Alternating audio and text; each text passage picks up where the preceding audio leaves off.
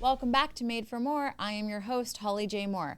I am a divorce attorney who is passionate about helping all the really hard things in life to help us all grow and achieve our highest, sparkliest, best potential. Like the jacket. Yes. Like yes. Sparkliest and bestest. Yes. Yes. Most bestest. Much like the end of an era, the Taylor Swift docuseries, which we both have watched the first 2 episodes. As we're recording this, episodes 3 and 4 have dropped. Yeah. And soon 5 and 6 will drop a couple of days before Christmas, which really puts this under the gun to get the episode up and posted on the YouTubes. Oh boy. And we know how good you are at that. Yes, well, I'm better. You are. We're getting better. So much better. We're getting betterest and sparkliest. That's right. Yes. Yes. Right. You know, I mean, I don't know if you had like a question for me, but I'm just going to jump right in because Yes. I watched the first 2 episodes thinking, oh, like I would love, I went to the Eras Tour twice, the concert twice. And I was like, oh yay, fun, behind the scenes. And I think I learned more about leadership in those 2 episodes than I've learned in like $500,000 of coaching. Wait, really? Like Yes. leadership is what you took away from that? That's what I How took so? away from it. You know, because in the episodes, you know, one of the focuses of when they were filming those episodes was like the terrorist attack and the shows that she had to cancel. Oh, yes. And just the way that she knows she has to show up for her team and for the fans was really astounding to me. And, you know, I think maybe because Taylor Swift's brand and persona is sort of like this feminine, flowy, sparkly, colorful, happy sort of brand. I mean, that's what I get from it. And it's very much like, you know, you think of like young girls and, you know, friendship bracelets and all of that. But what I got from behind the scenes is like, she has so much emotional discipline, and it's not like behind the scenes, it's sparkly and flowery. It's like, it's a real thing. I mean, I don't know. I just got like leadership from it. Yeah. I mean, it's certainly grinding. I mean, Yes. I mean, and yes, this is a Taylor Swift vehicle, right? Yes. This is not an expose or anything like that. Yes, so, of course. So we're going to see a lot of the good things. We're going to see life behind this tour through Taylor's filter. Yeah. But I feel like, to your point, we saw a lot more of the kind of the dirty underbelly of what it takes to put on a tour like that. Yeah. And I really enjoyed the behind the scenes, the vulnerability of it. Yes. Where she's just decompressing on a couch before everything happens with whatever show it was. I think London, right? That was the first show after the cancellations in Vienna. Yes, right. And I really was impressed by how peeled back the curtain was. Yes. And, you know, this is going to sound like people watching this are going to be like, oh my God, Holly, please, like cringe, just shut up, go away. But like, I found it so relatable. And one of the biggest things, and that's why it's so cringe, because everybody's going to be like, oh, please, girl, you're not Taylor Swift.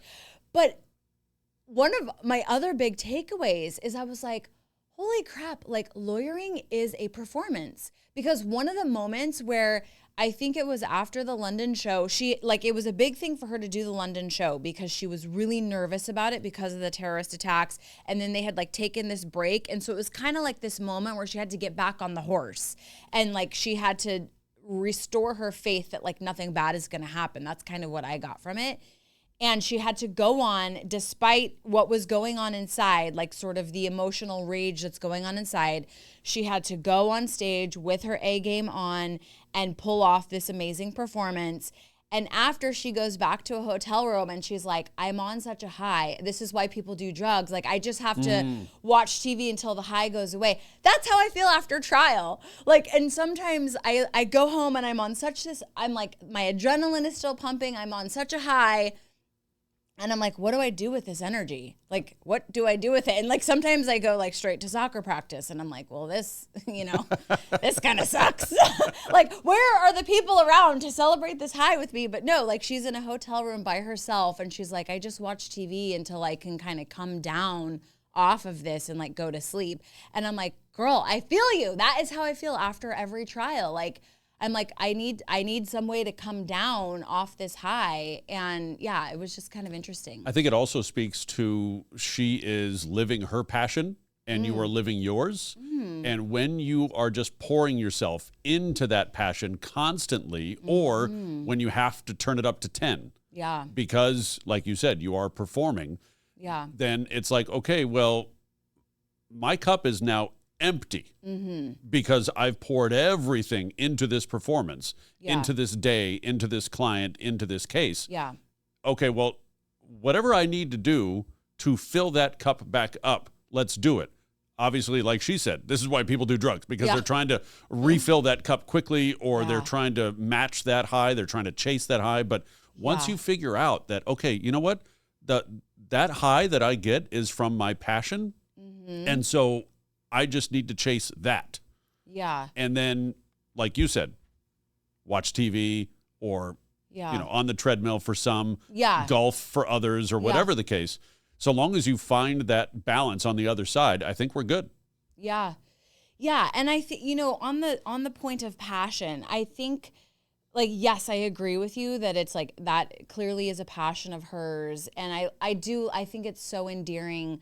The part in the documentary where she talks about, as a child, you're kind of told, like, if sort of this type of art is your thing, you're kind of discouraged, don't become a dancer, don't become a singer. That's kind of like a fairy tale. And so I love that she's like, that clearly that's her passion and she pursued it and it worked out for her.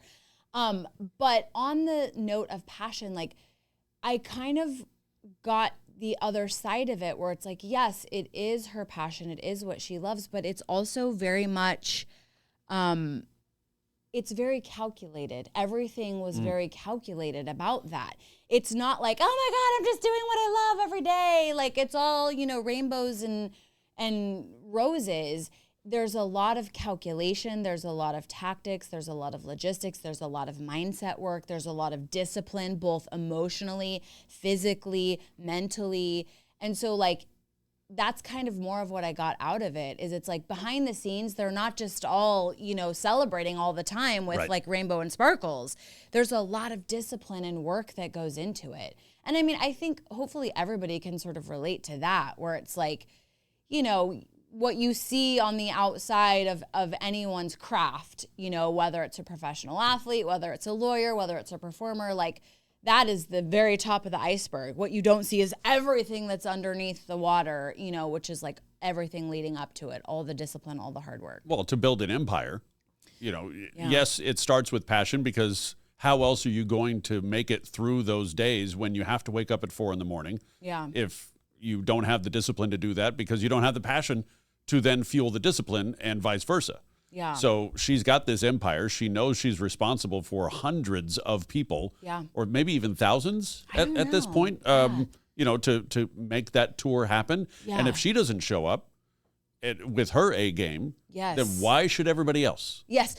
That's the other funny thing. So I've often thought, what other job on the planet can you not call in sick for? Because I feel like as a lawyer, I cannot call in sick.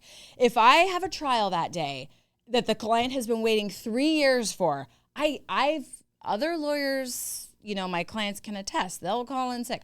I've never called in sick for a trial or, like a major court appearance. And I'm like, God, is there any other job on the planet where you literally cannot call in sick? Taylor Swift has that job. So again, like, I was like, this is so relatable. She can't call in sick. And I think we saw in the documentary, or maybe I read that she was actually sick multiple times and still performed. And I don't know, she probably has a doctor on set with her. Oh, at least one, I'm sure. That's probably like pumping her up with some serious medications where she can push through. Yeah, what we didn't see was that, the IVs that she's hooked up to probably after every show, because she's got to rehydrate and all this thing to be ready for the next night or the next flight. Right. Yeah. What I would really like to relate to is all the giant bonuses that all of her dancers and others received. Yeah. Right. You know what's funny is I was going to bring that up. I was going to be like, she really inspired me to give bigger bonuses. And then I was like, no, I'm actually not going to say that. I don't want anybody to hold me to that. But it did inspire me. I mean, because she could just take more profit. And she could take more profit. Yeah. And I think what we take from that is to, as she put it, when especially talking about the backup dancer Cameron. Yeah. Seeing and hearing and understanding the people on her team. Mm-hmm. And that's where I think everybody can take from that docuseries.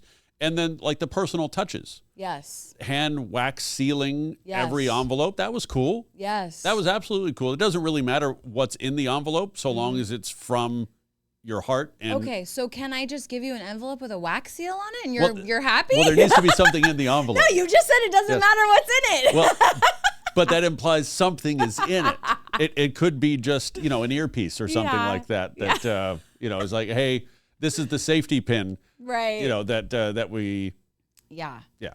So. But yeah, I mean, that's why I said like leadership. Yeah. That's what I got from it that is all part of her leadership, which, clearly she has leadership pretty dialed in because she's been able to amass a team of the best. And they appear, again, we don't, maybe there's another side to the story, but from all outward appearances so far, like they appear to really respect her and revere her as their leader, which is amazing. I mean, that's not an easy feat. I kind of messed up that ending there, talking about the safety pin and the earpiece. I don't even know where I pulled those out of. That should be in the envelope. I'm just a doof. Oh my God, you are. Do you want to know a fun fact about all my wealthiest clients, what they have in common? Absolutely, yes. They all own actual gold bars.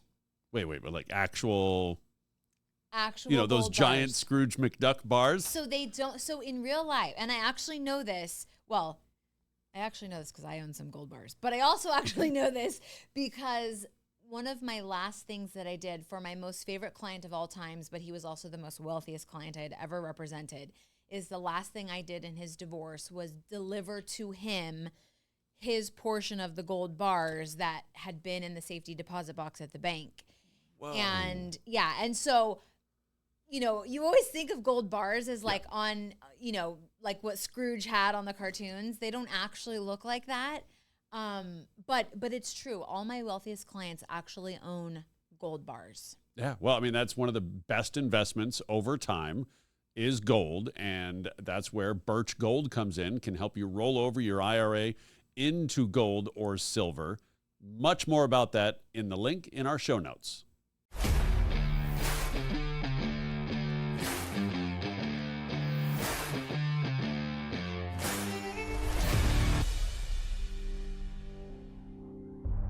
A prenuptial agreement, or sometimes called a premarital agreement, is an agreement that two parties enter into before they get married that basically chooses to deviate from state law. It assigns rights and responsibilities regarding assets and debts that are acquired during the marriage. Some common misconceptions about prenups are, one, that they basically doom the marriage to failure, or that it's really planning to divorce, and neither of those things are true. But the real value of a prenup is talking about and creating rules around how the things that you acquire during the marriage are going to be characterized. A prenup can protect things like art collections, real estate portfolios, businesses, all those types of assets. The ideal timeline to get a prenup is not 2 weeks before the wedding. The final version of a prenup has to be presented to the parties 7 days before they actually sign it. So there's like a 7-day waiting period. As soon as you get engaged, you should seek a lawyer's advice and counsel on a prenup and start the process then, because the closer the prenup is signed to the wedding, the more likely that the court is going to think there was some sort of duress involved in that person signing it, and they have to prove that the prenup was signed voluntarily in order for them to be enforced. At Moore Family Law Group, we represent a lot of high-profile people, celebrities, professional athletes, business tycoons. If you already have a lot of assets or you think you're going to be acquiring a lot of assets during your marriage, we are the best ones to protect that for you and help you make your marriage stronger. Call Moore Family Law Group today.